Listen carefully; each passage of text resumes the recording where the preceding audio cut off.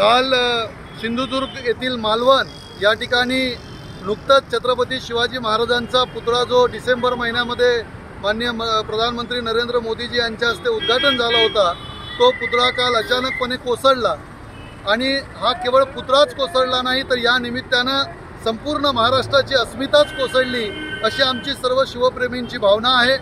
महाराष्ट्र शासनाच्या सार्वजनिक बांधकाम विभागाच्या वतीनं हा पुतळा त्या ठिकाणी त्यांच्या देखरेखीखाली उभारला गेला होता।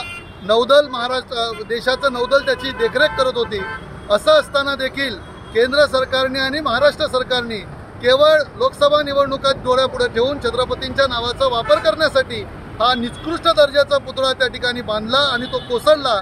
याला जो जबाबदार कंत्राटदार आहे, त्याचा शिल्पकार आहे, यांना ब्लॅकलिस्टेड केलं पाहिजे, यांच्यावर कठोर कारवाई केली पाहिजे आणि महाराष्ट्राचे सार्वजनिक मंत्री जे आहेत बांधकाम मंत्री रवींद्र चव्हाण यांनी आणि महाराष्ट्राच्या मुख्यमंत्र्यांनी देखील राजीनामा दिला पाहिजे। म्हणून त्यांचा निषेध करण्यासाठी आज संभाजी ब्रिगेडच्या वतीनं चंद्रपूर येथे आम्ही निदर्शने आंदोलन करीत आहोत। जर समजा शासनाने तात्काळ कारवाई केली नाही तर संभाजी ब्रिगेडच्या वतीनं संपूर्ण महाराष्ट्रात अत्यंत तीव्र अशा आंदोलन आम्ही छेडणार आहोत। शासनाने हा इशारा समजून घ्यावा आणि छत्रपतींचा अवमान थांबवावा आणि ज्यांनी अवमान केला त्यांच्यावर कठोर कारवाई करावी। जय जिजाऊ।